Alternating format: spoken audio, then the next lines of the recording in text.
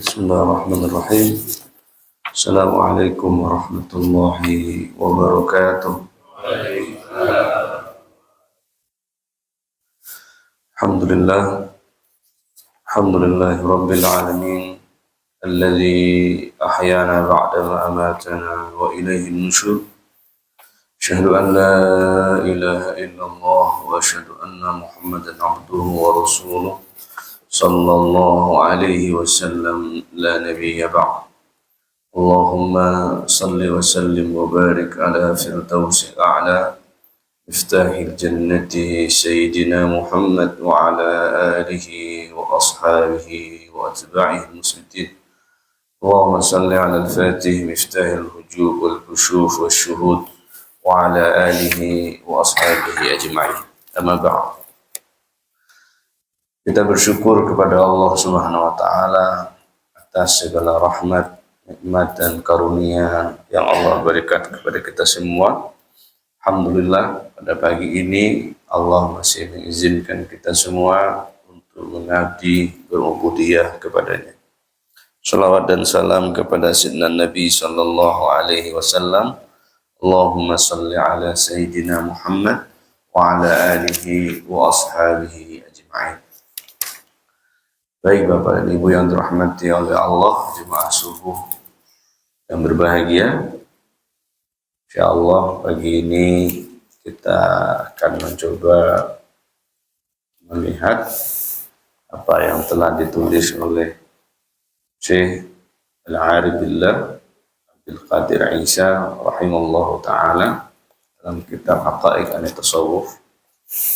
Insyaallah kita akan coba perhatikan ada beberapa hal yang mesti jadi perhatian kita, yaitu terkait dengan thariqul wusul ilallah subhanahu wa ta'ala, cara sampai menuju Allah subhanahu wa ta'ala. Sebelumnya mari kita baca suratul Fatihah kepada Sayyidina Nabi sallallahu alaihi wasallam wa Sayyidina al-Mahdi khalifatihi wa ikhwanihi minal anbiya wal mursalin wa sahabati ridwanullah alaihim wa awliyaillah fil alamin wal malaikatillah al-muqarrabin wa ila ruhina wa anfusina wa jasadina wa nafsu khususan Syekh Muhammad Abdul Qadir Isa.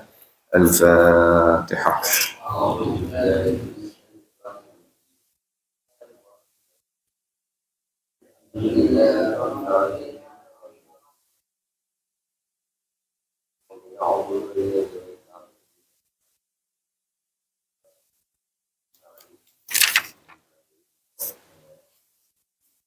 Amin ya rabbal alamin. Baik Bapak Ibu yang dirahmati oleh Allah, kalam wusul atau wusul ilallah itu sering kita dengar, dan kalam itu telah familiar. Kalam itu sangat akrab dengan kita. Namun ada yang berbeda memahami kata usul ilallah itu.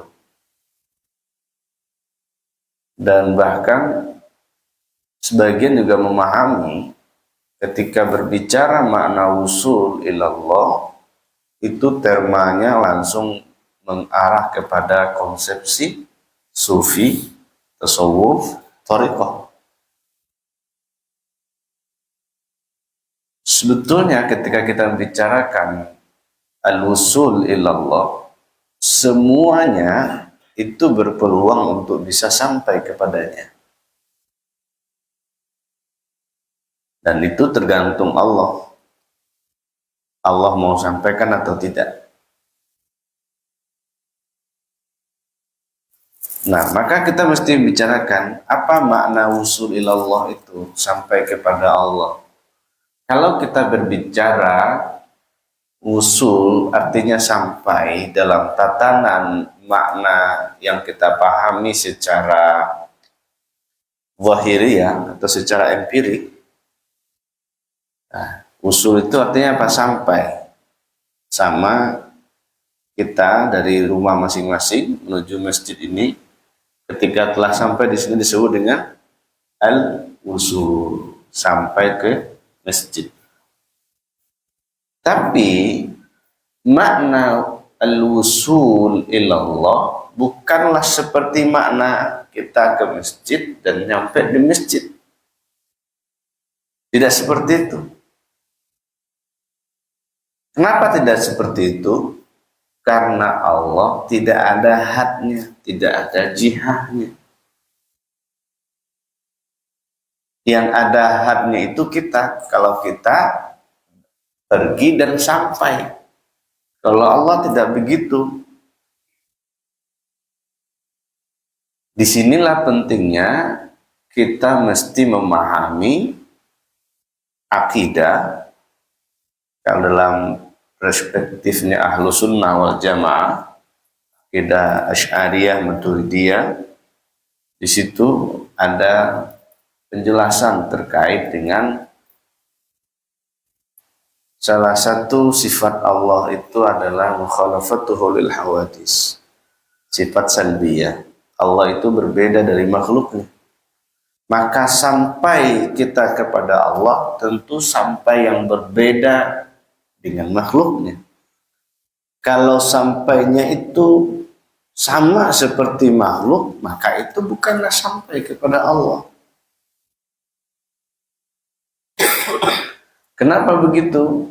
Allah katakan laisa kamitslihi syai'un wa huwas samiul basir. Tiada yang serupa dengan Allah sesuatu pun. Tak satu pun yang serupa dengan Allah Subhanahu wa taala.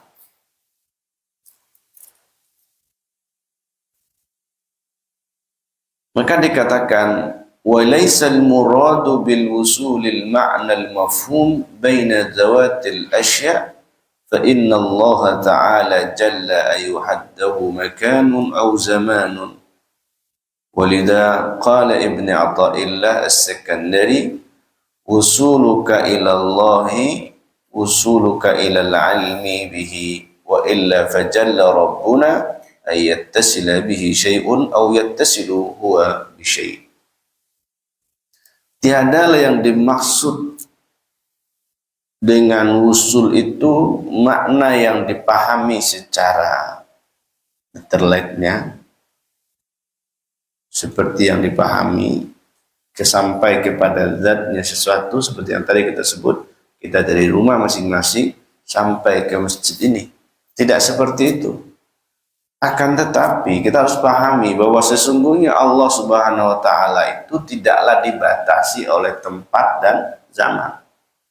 Kalau kita sampai itu dihukumi atau dikurungi atau dibatasi oleh tempat, oleh zaman, oleh waktu. Allah itu tidak ruang, tidak bertempat, dan tidak bisa diukur juga dengan zaman.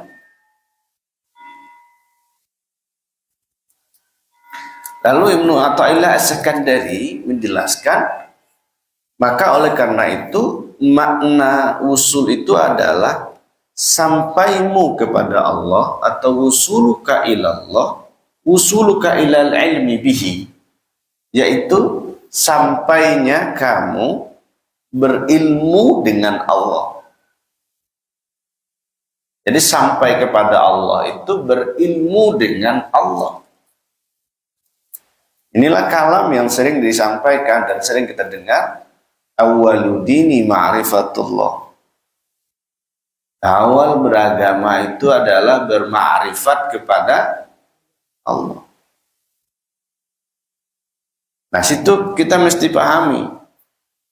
Berma'rifat kepada Allah itu sudah masuk dalam satu pemahaman bahwa itu sudah sampai. Tapi sampainya sekali lagi tidaklah sampai seperti yang dipahami oleh makhluk ini.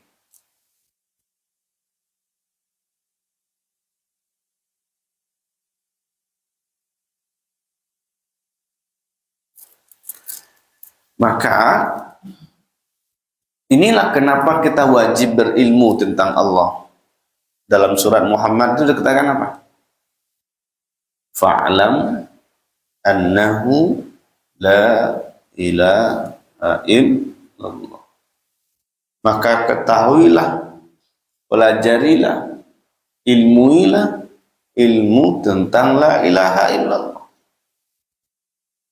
Maka belajar tentang ilmu tentang la ilaha illallah atau tentang ma'rifatullah itu hukumnya wajib. Hukumnya fardu. Fardunya fardu apa? Fardu ain.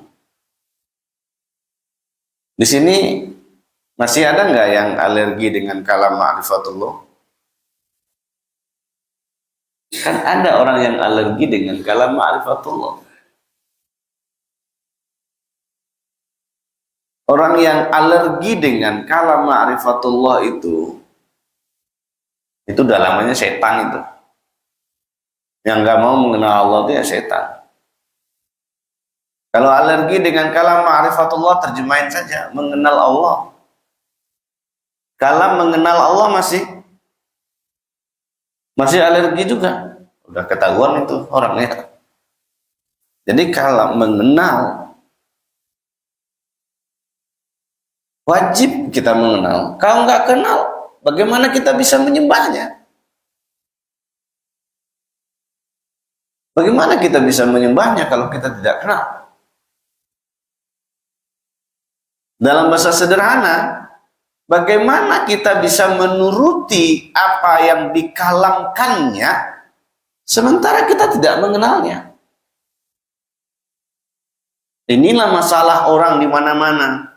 Ketika ada kajian di mana-mana, pertanyaannya satu, bagaimanakah cara khusyuk sholat? Ini pertanyaan di mana-mana, dan pertanyaan ini masih relevan sampai saat ini. Itu kan khusyuk itu bentuk dari ekspresi ketundukan kepatuhan. Coba kalau orang nggak kenal, mau nggak kita diperintah-perintah? Nggak mau. Tapi kalau kenal, ada kepahaman di situ. Maka disinilah mesti kita belajar mengenali itu. Wajib kita belajar mengenal.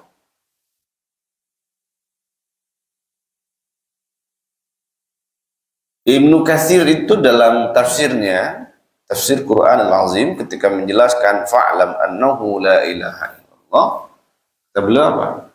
Belajar ilmu la ilaha illallah itu wajib semenjak baligh dan akil. Itu syaratnya itu. Baligh dan akil. Kalau begitu, kalam orang yang mengatakan belajar tentang ma'rifatullah itu pelajaran orang tua-tua, itu keliru. Belajar thariqah itu yang tua-tua aja. Belajar ma'rifatullah itu orang tua-tua saja. Sehingga yang muda-muda, kalamnya apa kalau yang muda belajar ma'rifatullah? Apa yang biasa didengar?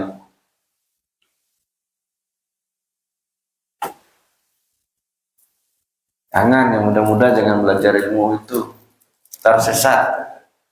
Ada yang bilang begitu? Kan aneh itu. Semestinya belajar ma'rifatullah itu ketika akalnya mulai aktif, dia akil dan dia balik, sehingga akalnya bisa langsung cerna. Gak ada orang yang gila belajar tentang ma'rifatullah. Dalam persepsi orang nanti gila, gak ada. Ya kalau mereka toh memaksain gila juga, ya jawab juga lah, iya gila, tapi gilanya dengan Allah, bukan gila dengan selain Allah.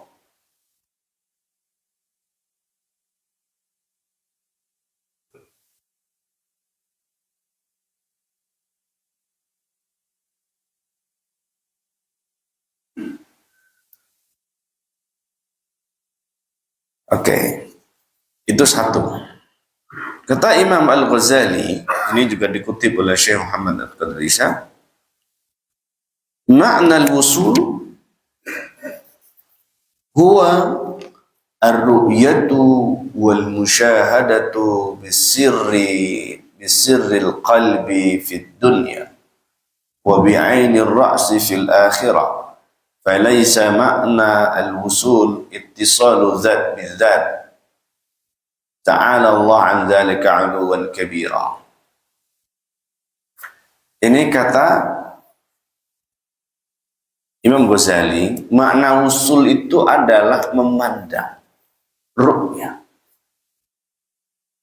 musyahadah. Musyahadahnya dengan apa?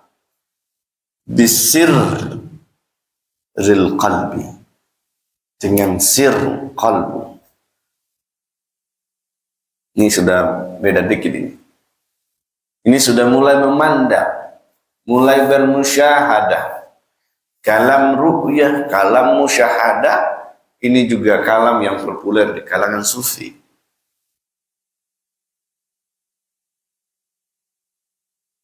Pertanyaannya, bisakah kita bermusyahadah dengan Allah? Bisakah kita memandang?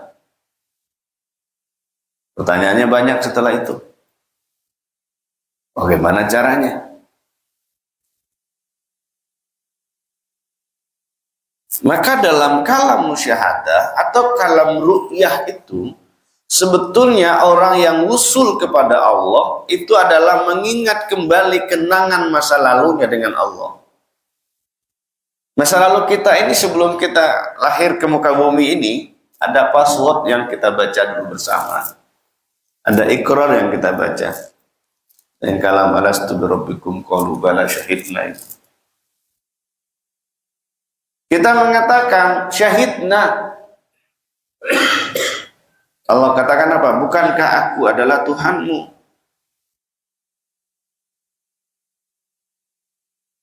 Lalu kita jawab dengan kalam bala syahidna. Kalamnya bala syahidna. Syahidna itu apa? Kami menyaksikan. Maka wusul kita kepada Allah itu adalah syahidna itu, yang disebut dengan istilah musyahadah.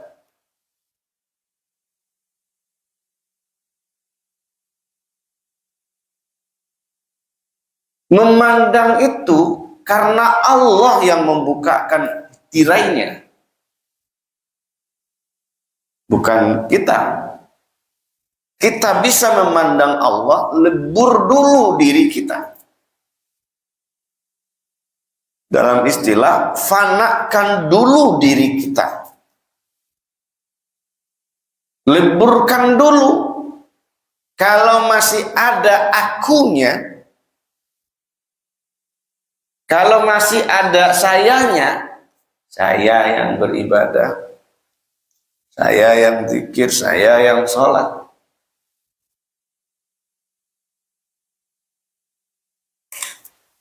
Nah, hal itu masih jauh. Disinilah pentingnya kita belajar bagaimana bisa kembali lagi kita kepada masa-masa kita bermusyahadah kepada Allah Subhanahu wa taala. Al-musyahadatu bisirril qalbi fid dunya. Memandang Allah, bermusyahadah dengan Allah itu dengan sir qalbu di dunia. Kalau sir qalbu apa? Dalamannya, qalbunya qalbu. Kalau begitu, apa pekerjaan kita pertama? Pekerjaan kita pertama itu adalah bagaimana membersihkan qalbu. Membersihkan qalbu dari apa? Membersihkan qalbu min afatil qulub, dari semua penyakit hati. Afatul qulub itu apa saja? Ya, sebutlah. Ria, hasad, dengki, dikit, adu domba, namimah, kibir, sombong, merasa lebih tinggi dari orang lain, merasa lebih hebat dari orang lain. Semuanya berhubungan dengan hati. Lihat orang kadang dia marah sendiri aja. Ada nggak yang begitu? Orang nggak ngapa-ngapain tapi dia yang sakit hati. Nah itu yang mesti dibersihkan. Kalau dalam bahasa yang lebih sedikit lagi, orang yang sakit hatinya itu kolbu yang tidak mau diajak menyebut nama Allah. Itu tanda sakit itu. Atau dalam bahasa lain, kolbunya yakhzah, dan kolbunya ghaflah, lalai. Kolbu yang tidak mengingat Allah. Itu pertanda sakit. Kadang kolbu itu ada kolbu yang mayit, kolbu yang mati. Kalau kolbu yang mati gimana? Kalau kolbu yang mati nggak mau lagi dia nyebut nama Allah. Dan itu mesti dihidupkan kembali. Kolbu yang marid, yang sakit, itu yang tadi kita sebut. Semua penyakit hati itu apapun jenisnya itu ada sama dia. Kalau dia beribadah tidak ria lagi, misalnya muncul ujub. Keren sekali saya subuh ini, bisa sholat subuh, bisa berwirid, macam-macam. Itu tandanya sakit itu. Berbangga diri. Hal-hal seperti itu mesti diobati. Diobati dengan apa? Nah, ini nanti akan kita coba singkap sedikit-sedikit. Di situ nanti mengobatinya bitaubah, taubat. Mesti taubat. Nanti akan kita coba lihat sedikit tentang itu. Bersihkan taubat lalu zikir. Ada di situ babnya talqin zikir. Maka qalbu itu mesti ditempatkan asma Allah di dalamnya. Kenapa? Mahalul qalbi ladzul jalalah. Tempat qalbu itu adalah lafaz Allah. Maka qalbu tidak boleh ada selain Allah di dalamnya. Kalau ada selain Allah di dalamnya, maka seseorang itu tidak bisa musyahadah. Seseorang itu tidak bisa sampai kepada Allah. Kalau begitu, wajib bagi kita belajar tentang bagaimana nama Allah itu masuk di dalam qalbu. Dan namanya selalu diisi, namanya selalu disebut di dalam qalbu itu. Jika telah menyebut namanya di dalam qalbu itu dengan terus-menerus menyebutnya, maka nanti akan muncul sir di dalam qalbunya. Kemudian kalau ingat hadisnya Nabi Sallallahu Alaihi Wasallam, Nabi mengatakan apa? Istafti qalbak. Minta fatwa lah kepada qalbumu. Qalbu yang mana yang bisa dimintai fatwa? Qalbu yang di dalamnya ada asma Allah. Qalbu yang di dalamnya ada zikrullah.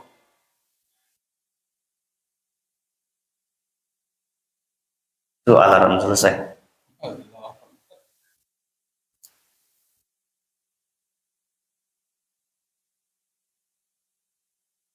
Maka wajiblah kita bagaimana mengisi qalbu itu dengan asma Allah di dunia ini. Di dunia ini. Wa bi'ainir ra'si fil akhirah. Lalu melihat Allah itu dengan bi'ainir ra'si fil akhirah. Di akhirat juga lihat. Sebelum kita lanjutkan, di dunia itu bagaimana cara melihat Allah itu? Syekh Abdul Qadir Jilani Kutubur Rabbani di dalam kitab Sirrul Asrar mengatakan, ru'yatullah fid dunya ru'yatus sifat. Memandang Allah di dunia itu adalah memandang sifatnya. Atau dalam bahasa lain adalah musyahadatus sifat, bukan musyahadatul zat. Di akhirat kelak adalah musyahadatul zat. Pertanyaannya, siapa yang akan mendapat musyahadatul zat? Yang di dunia dia dapat musyahadatul sifat.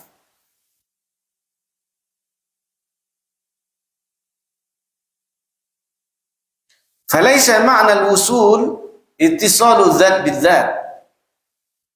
Tiadalah yang dimaksud dengan wusul kepada Allah itu bertemunya zat dengan zat. Kalau dipahami seperti tadi itu, ini yang tadi di awal dikatakan tidak seperti bertemunya kita bertemu ini. Tidak begitu. Karena Allah Subhanahu wa taala Maha tinggi dari hal yang demikian itu. Lalu bagaimana? Kita serahkan saja kepada Allah Subhanahu wa taala.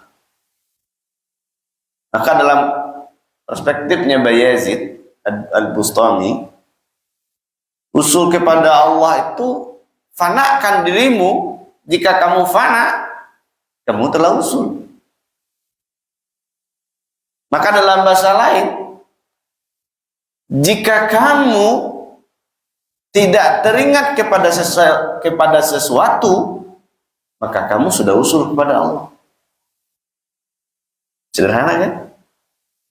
Tapi jika kamu tidak ingat atau kamu ingat sesuatu, maka kamu tidak bakalan usul kepada Allah.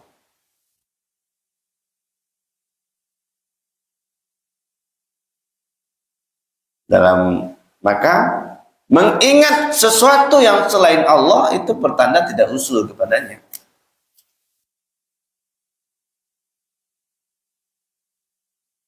Maka mana usul itu ya yang diingat Allah saja. Maka selain Allah tidak ada.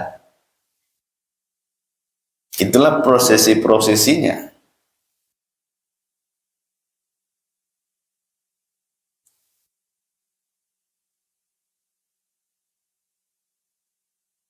Wa inna as-siyara fi tariqil wusul ila Allah Ta'ala sifatul mu'minin as-salihin. Sesungguhnya berjalan menuju sampai kepada Allah atau usul kepada Allah itu adalah karakternya orang mukmin yang saleh. Jadi belajar tentang ilmu usul ilallah, bermakrifat kepada Allah itu karakternya orang mukmin. Setiap saat dia selalu belajar bagaimana bisa usul ilallah subhanahu wa ta'ala.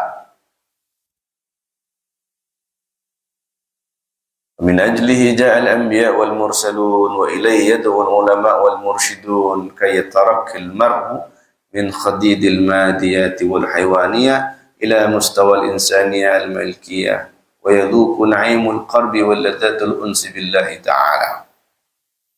Itu sebabnya para nabi dan rasul itu diutus oleh Allah. Bagaimana nabi dan rasul itu kembali membimbing kita kepada Allah itu. Jadi nabi dan rasul itu kan tugasnya apa? Ad-da'i ilallah. Dia mengajak kepada Allah. Karena Nabi dan Rasul telah intiqal ila rafiqil a'la, maka tugas itu diemban kepada al-warasahnya, pewarisnya. Siapa pewarisnya? Al-ulama'u warasatul anbiya. Ulama pewaris para nabi. Maka tugas ulama itu ngapain? Ad-da'i ilallah.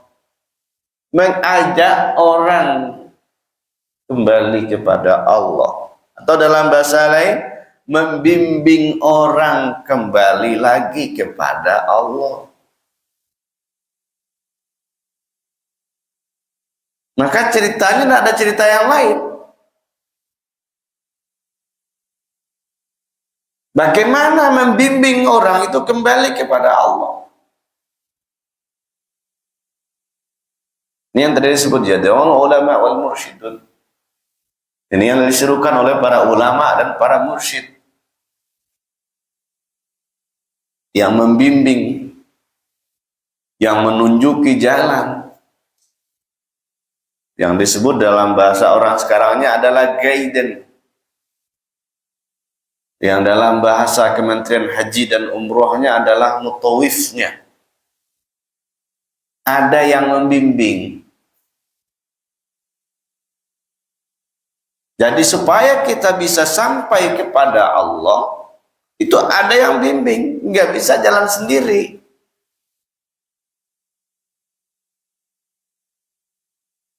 Ada yang bimbing, dan membimbing itu dia membimbing jalan.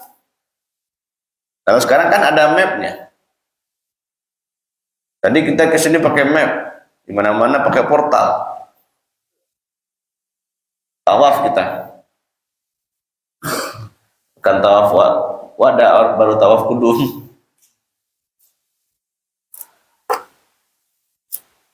Akhirnya apa? Akhirnya dibimbing juga tuh dari sana tuh ke sini. Nunjukin jalan begitu. Supaya bisa sampai.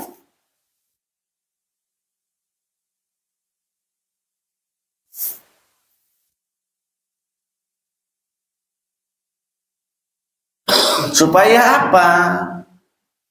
Orang itu dibimbing supaya dia bisa naik deh. Supaya dia naik dari sifat dia adalah haywaniyah yang materi ini, supaya dia sampai kepada posisi al-insaniyah. Al-insaniyah, sisi kemanusiaan. Sehingga dia bisa merasakan kedekatan dengan Allah, yaitu na'imul qarb. Dia merasakan bagaimana nikmatnya dekat dengan Allah. Lalu dia akan merasakan lezatnya al-unsi billah. Lezatnya intim dengan Allah, bermesraan dengan Allah. Ini yang diajarkan itu, bagaimana orang itu bisa sampai, bagaimana bisa memahami, bagaimana bisa dekat. Kalau ditanya kepada kita semua, kita dalam peribadatan kita kepada Allah sudah menikmati kedekatan belum dengannya?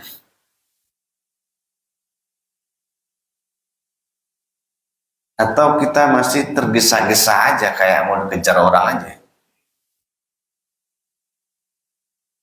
Orang kalau dikejar kan gimana? Buru-buru. Kalau sholat buru-buru, kalau zikir juga buru-buru juga, entah mau kemana dia. Maka di situ ada tumak ninahnya. Tenang. Tenang. Orang kalau merasakan nikmatnya kedekatan, itu nyaman sekali nih. Ya, untuk memudahkan paham, Bapak dan Ibu senang nggak dekat sama istrinya? Oh, jawaban sekarang sudah berbeda, nggak senang katanya. Senang itu dulu waktu awal-awal nikah. Kalau sekarang udah mulai kelihatan nih di jidatnya masing-masing nggak senang lagi. Karena kalau dekat banyak apa? Banyak duit keluarnya ya. Enggak begitu juga. Itu bercanda saja. Kenyamanan. Maka ini juga bisa jadi evaluasi bagi kita. Kalau kita sudah mulai nggak nyaman dengan pasangan kita, ayo evaluasi itu. Harus dievaluasi. Evaluasinya bukan untuk berpisah, tapi bagaimana bisa dekat lagi. Saling memahami. Saling memahami.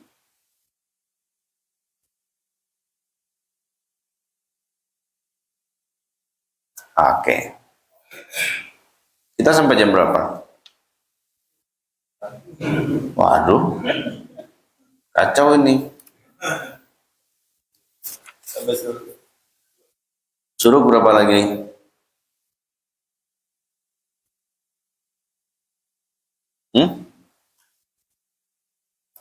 Setengah 6. Oh, masih lama. Baik. Terus pertanyaan berikutnya, bagaimanakah cara usul kepada Allah itu? Tadi kan kita baru bicarakan usulnya, apa makna usulnya. Nah sekarang cara sampainya gimana?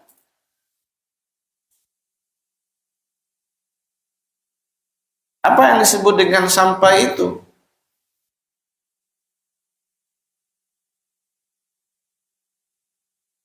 Maka disebutkan at-tariqul wusul ila Allah Ta'ala wa al-maqamat. Ada beberapa maqamat. Jadi cara untuk sampai kepada Allah itu ada beberapa fase yang mesti diikuti, yang mesti dilalui. Huwa tilkal maqamat al-qalbiyah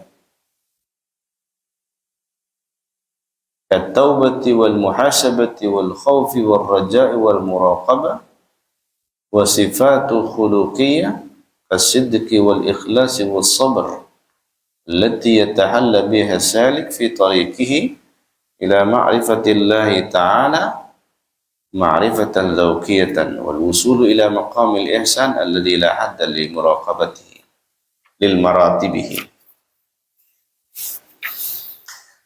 Cara sampai kepada Allah itu ada beberapa tahapan yang disebut dengan istilah maqamat. Kalau di sini ada 12 tingkatan, 12 etape yang mesti kita ikutin. Yang pertama namanya at-taubah, taubat. Yang kedua muhasabah. Taubat artinya apa? Kembali. Muhasabah, introspeksi diri. Yang ketiga al-khauf. Apa itu al-khauf? Cemas, takut, khawatir. Apa yang ditakutkan? Ditakutkan taubatnya tidak diterima. Lalu berikutnya ada ar-raja. Apa itu raja? Ada harapan. Harapannya apa? Harapannya taubatnya diterima oleh Allah. Kemudian berikutnya apa? As-sidqu. Benar, jujur. Lalu berikutnya al-ikhlas. Ikhlas dia.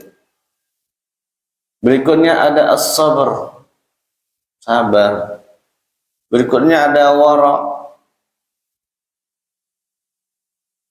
Berikutnya ada zuhud. Berikutnya ada ridha. Berikutnya ada tawakal.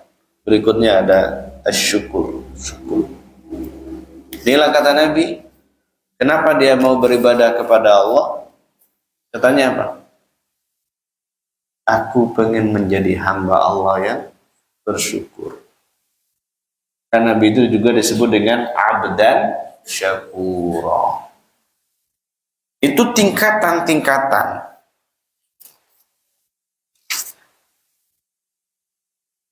Kita lanjutkan. Wa inna tariqa wahidatun fi haqiqatiha. Sesungguhnya jalan menuju Allah itu pada hakikatnya cuma satu. Jalan apa itu? Jalannya Sayyidina Muhammad sallallahu alaihi wasallam. Maka di sini kita katakan yang banyak itu apa? Ta'addudul manahij. Berbagamnya metodologi untuk sampai kepada Sayyidina Muhammad. Kalau bahasa kitanya itu ini, at-turuq atau jalan menuju Sayyidina Muhammad itu banyak. Tapi at-turuq ilallah cuma satu. Jalannya Sayyidina Muhammad. Apa maksud kalam ini? Untuk sampai kepada Sayyidina Muhammad itu banyak torik-toriknya, jalan-jalannya. Kalau kita sebut dengan torikoh itu kan banyak. Ada Naqsabandiyah, ada Qadiriyah, ada Khistiyah, ada Samaniyah, ada Tijaniyah, Sattariyah, Ahmadiyah, Idrusiyah, Zaziliyah, macam-macam, banyak. Itu namanya at-turuq, jalan. Tujuannya untuk apa? Tujuannya untuk sampai kepada Sayyidina Muhammad. Kita menapaki jalan yang ditapaki oleh para imam itu supaya dia bisa sampai kepada Sayyidina Muhammad. Maka sejatinya guru yang membimbing itu, dalam hal ini mursyid kita sebut, dia hanya menghantarkan kepada gurunya, gurunya mengantarkan kepada gurunya, gurunya mengantarkan kepada gurunya, sampailah kepada sang maha guru, namanya Sayyidina Muhammad sallallahu alaihi wasallam. Maka Sayyidina Muhammad sallallahu alaihi wasallam beliaulah yang menyampaikan kepada Allah. Dikatakan Sayyidina Muhammad babul ilahi. Nabi Muhammad sallallahu alaihi wasallam itu pintu menuju Allah. Kira-kira kalau ada orang belajar ma'rifat tapi tidak lewat Sayyidina Muhammad lalu dia katakan usul ilallah, gimana kira-kira?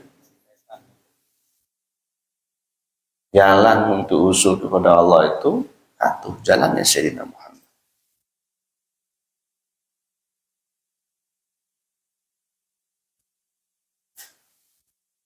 Nah, tugas kita itu bagaimana kita sampai. Maka dalam bab fana tadi kita pinjam dari istilahnya Bayazid, Abu Yazid Al-Bustami. Fana itu ada tingkatan-tingkatannya. Yang pertama, fana fi syekh. Fana fi syekh itu pada guru. Fananya gimana? Bukan kepada sosoknya. Tapi fana kepada ilmu yang diajarkan oleh sang guru. Apa ilmu yang diajarkan? Ilmu mengingat Allah. Ilmu mengenal Allah. Ilmu bermakrifat kepada Allah Subhanahu wa ta'ala. Kemudian setelah itu fana fi Rasulillah. Dalam bahasa lainnya fana fi syekh itu. Karena fana fi syekh itu karena ada nur Muhammad dalam diri syekh itu. Yang dipandang adalah nur yang ada fi syekh itu. Bukan sosoknya.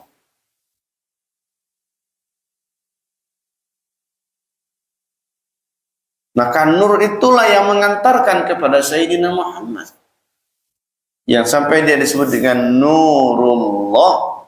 Nur Allah itulah Sayyidina Muhammad sallallahu alaihi wasallam. Muhammad Nurullah.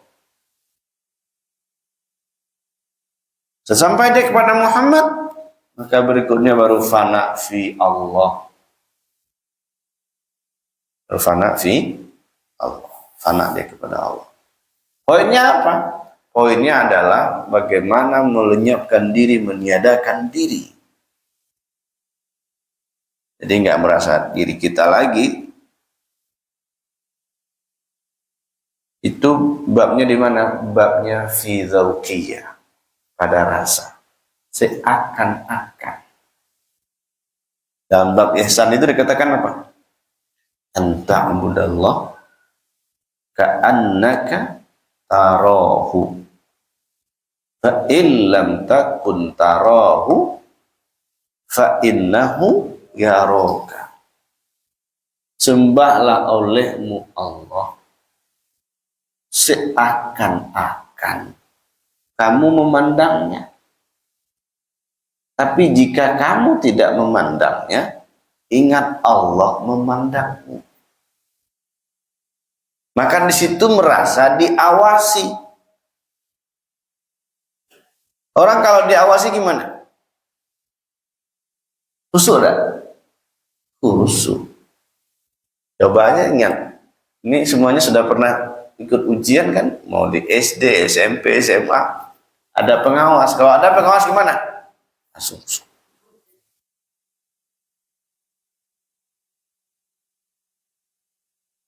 Nah, kita beribadah itu juga begitu, merasa ada diawasi. Allah selalu memandang kita.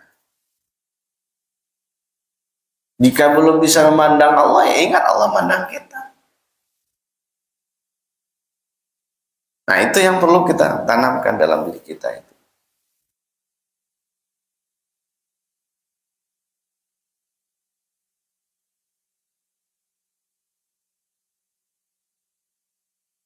Oke, gitu ya, cara sampai kepada Rasulullah itu banyak turuk, tapi sampai ke Allah turuknya cuma satu, jalannya Sayyidina Muhammad SAW. Ada pertanyaan? Ada mau ditanyakan? Dan ini ada. Silakan Bapak yang akan bertanya kepada Buya. Ya. Assalamualaikum. Dalam ibadah kita kan hari dari pikiran kemana-mana. Pikirannya kemana-mana. Cara untuk mengatasi. Oke. Dalam ilmu fikih, jika bacaannya benar, geraknya benar, itu sudah sholatnya sudah oke. Kan definisi sholat dalam ilmu fikih itu apa? Aqwal wa af'al. Perkataan, perbuatan yang dimulai dengan takbir, diakhiri dengan salam. Bacaannya benar, geraknya benar. Nah, sekarang kita naikkan.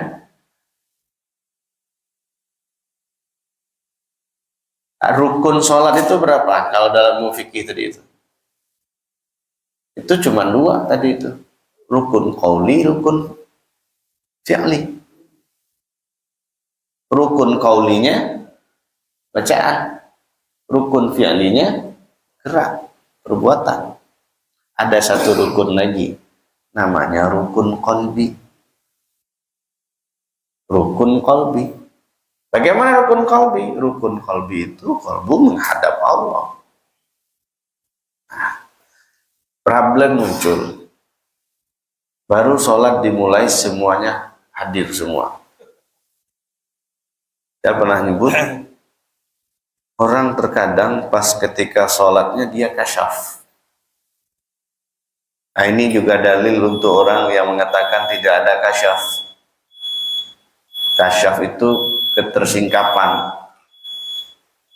Lagi sholat dia, kasyaf dia, kuncinya yang hilang tadi sudah jadi. Ketemu tuh, itu kasyaf itu.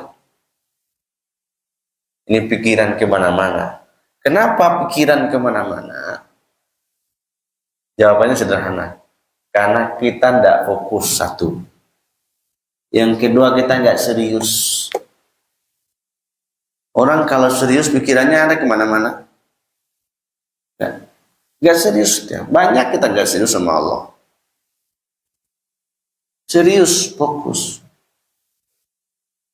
Nah, lalu bagaimana metodologinya? Metodologinya itu semuanya sentralnya di sini, di kolbu. Maka dalam peribadatan itu kita mesti mengikut imam. Imam kita siapa? Imam itu kolbu. Kolbu yang jadi imam itu Kalau kolbu yang menjadi imam, ikutin. Kalau kolbu nyebut nama Allah, maka semuanya nyebut Allah.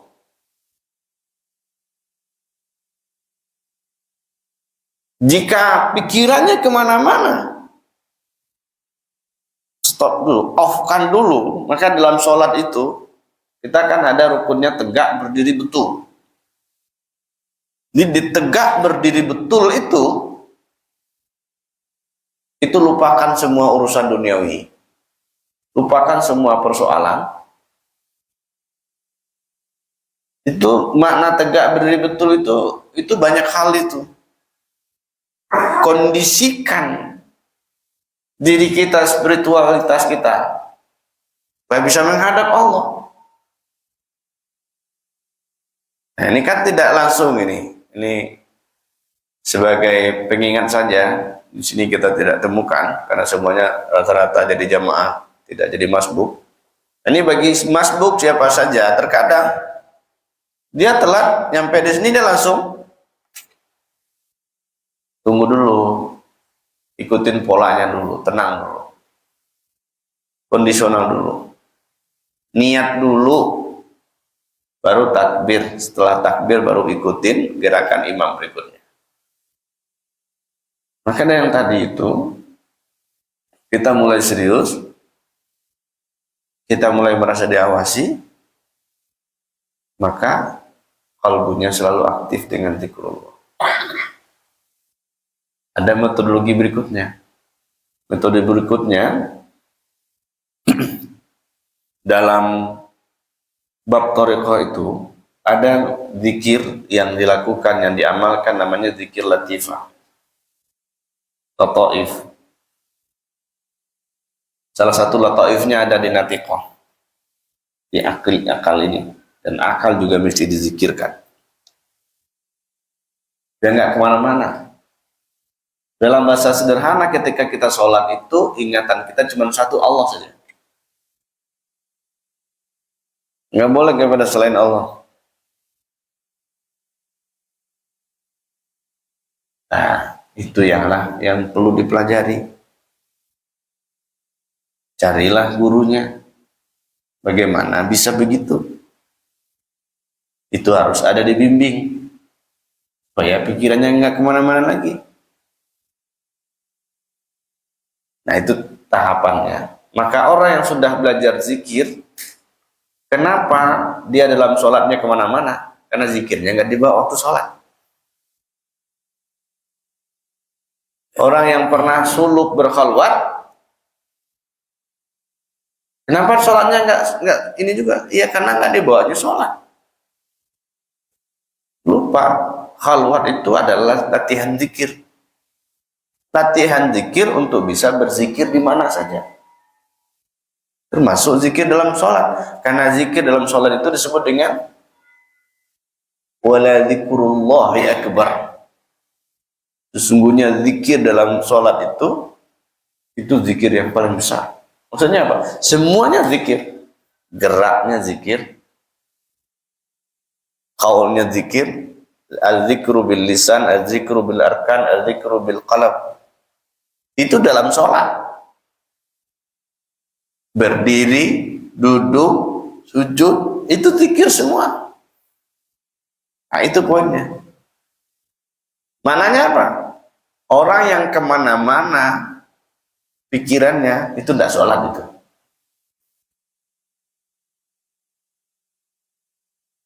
Karena esensi sholat itu apa? Kata Allah ketika dia mengenalkan dirinya kepada Nabi Musa, innani anallah la ilaha illa ana fa'budni aqimis salata li dzikri. Aqimis salata li dzikri. Dirikanlah salat untuk mengingatku. Bukan dirikanlah salat untuk ngayal. Nah, di sini kita nih mulai belajarnya tuh. Aqimis salata li dzikri. Dirikanlah salat itu untuk mengingatku. Jika belumlah kita bisa mengingat secara totality, maka kita berusaha untuk mengingat Ada usaha terus mengingat. Nah, itu dia.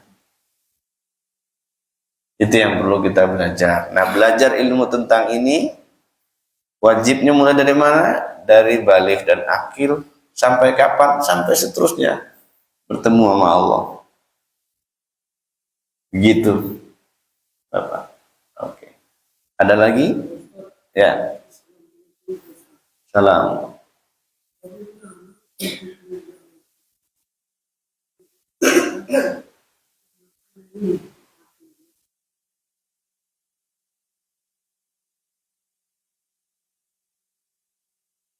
Ambil imannya. Oke. Yang pertama, kita pikirkan diri kita dulu, jangan mikirkan orang. Apa maksudnya mikirin diri? Kita ini kadang-kala banyak sibuk mikirin orang. Ini kenapa orang ini nggak sholat? Kenapa ini? Enggak, biarin aja. Maksudnya apa? Fokus dulu ke kita. Kitanya gimana? Ini problem yang banyak itu kepada orang yang sering datang ke masjid, tapi dia sibuk dengan orang lain, nggak sibuk sama Allah. Tugas kita itu bagaimana kita sibuk sama Allah, bukan sibuk dengan yang lain. Tugas kita sibuk dengan Allah itu gimana? Bagaimana kita pikiran kita tidak kemana-mana. Lalu kan ada pula orang mengatakan, benar kita sibuk sama Allah, tapi kan kita punya kewajiban juga mengajak orang, mengingatkan orang. Tugas itu semuanya sebetulnya sudah ada yang dibagi tugasnya. Tugas itu dibagi. Kadangkala fashion orang itu beda-beda. Fashionnya tidak untuk ngajarin orang, tapi dia ngajar orang. Kalau itu yang terjadi, itu orang yang diajak nggak bisa. Gimana kira-kira? Bahasa kasarnya ini, bahasa kasarnya. Orang itu mau diajak kemana? Ayo. Nih, bahasanya sedikit kasar ya. Maksudnya begini. Tadi tugas Nabi apa? Mengajak orang kepada Allah. Kemudian tugas itu berikutnya diemban oleh pewarisnya. Mengajak orang kepada Allah. Kira-kira yang tidak kenal Allah,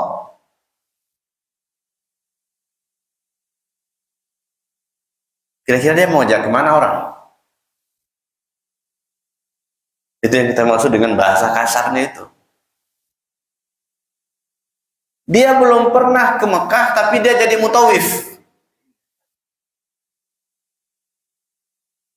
Gimana tuh kira-kira? Dia nggak pernah ke luar negeri, tapi dia yang mimpin orang untuk pergi ke luar negeri.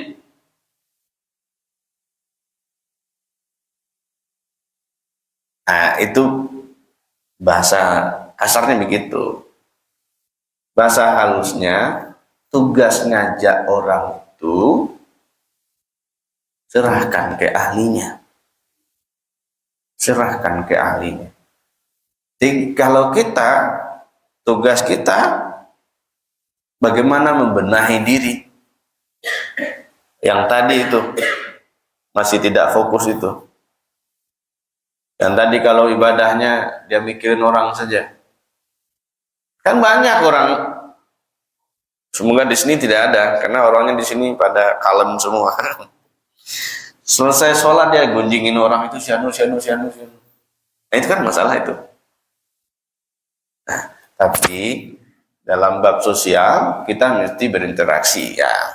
Dalam bab sosial ngajak, mari kita datang ke masjid. Tugas kita ini sampai di situ. Bahkan Nabi mengatakan apa? Innama anal balagh. Kata Nabi, saya ini hanya menyampaikan. Nabi itu saja.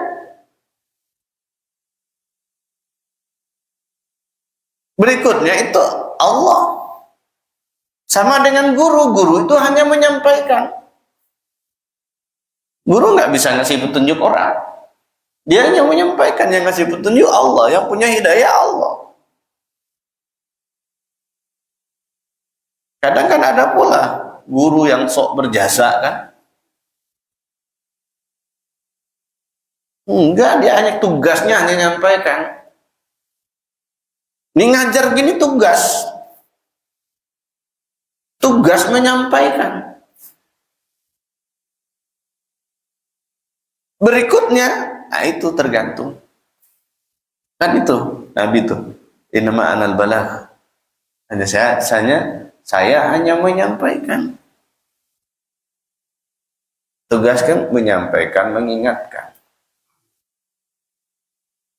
Biasanya, jika dia berkalam dengan kalam kolbu, maka dia juga akan sampai kepada kolbu. Tapi kalau dia berkalam dengan kalam kebengisan, nah, itulah. Makanya mesti pelan-pelan. Tugas kita pertama, perbaiki diri. Cek bagaimana kita selalu mendekat kepada Allah. Itu hal penting. Lalu mengobati. Jika kolbunya sakit, obati segera. Jika tidak tahu obatnya, datanglah ke dokternya. Kalau kita sakit kepala, sakit gigi dan sebagainya, ada dokter sakit giginya. Datang ke dokternya, biar dia kasih resepnya berapa. Jangan minum obat sendiri. Dan begitu. Lalu kata kedokteran itu, jika sakit berlanjut, hubungi dokter. Artinya apa? Mesti ada dokter kolbunya yang selalu membimbingnya. Jika sakit lagi, datang lagi ke dokternya. Nah, itu dia. Karena Nabi itu disebut apa? Tibbil qulubi wa dawaiha wa afiyatil abdani wa shifaiha. Tibbil qulub wa dawaiha, itu Nabi. Nabi itu mengobati kolbu. Nah, tibbil qulub wa dawaiha itu dokter dan pengobat kolbu itu juga diwariskan kepada warasahnya, pewarisnya. Maka inilah sejatinya karakter pewaris Nabi itu. Dia mengobati kolbu umat. Mengobati. Obat yang paling ampuh untuk kolbu itu adalah zikrullah. Zikrullah. Kalau nggak percaya silakan sebut nama Allah sebanyak-banyak. Dan itu boleh diuji. Oke, waktunya sudah habis atau masih ada pertanyaan? Udah ya, semoga bermanfaat. Dan kita berharap kepada Allah agar jalan ini Allah tunjukkan jalan menujunya. Allah tunjukkan kita, sampaikan kita kepada pewaris Nabi SAW, sehingga kita diajarkan bagaimana berjalan menuju kepada Nabi, lalu nanti Nabi SAW yang mengantarkan kita kepada Allah Subhanahu Wa Taala. Mari kita baca suratul Fatihah kepada kolbu kita masing-masing. Kita berdoa kepada Allah agar kita ditunjuki kepada jalan menuju hadratnya, selalu mendekat kepadanya, selalu mengingatnya kapanpun, dimanapun, dan Allah tunjuki kita kepada guru-guru yang akan membimbing kita. Hadhihi niyya al-Fatihah.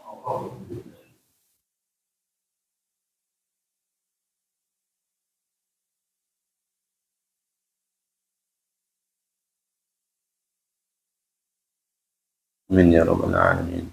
Inna Allah wa malaikatahu yusalluna 'alan nabi. Ya ayyuhalladzina amanu sallu 'alaihi wa sallimu taslima. Labbaik Allahumma salli wa sallim wa barik alaihi. Allahumma salli wa sallim. Sallallahu ala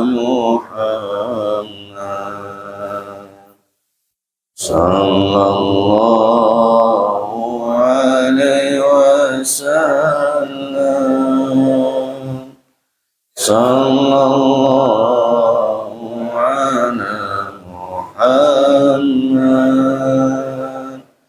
sallallahu alaihi wasallam, sallallahu ala Muhammad, sallallahu alaihi wasallam, sallallahu ala Muhammad,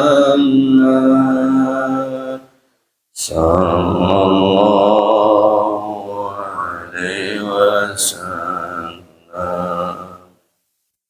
sallallahu ala Muhammad, sallallahu alaihi wasallam, sallallahu ala Muhammad, sallallahu alaihi wasallam. Alhamdulillah rabbil alamin. Mohon maaf. Assalamualaikum warahmatullahi wabarakatuh.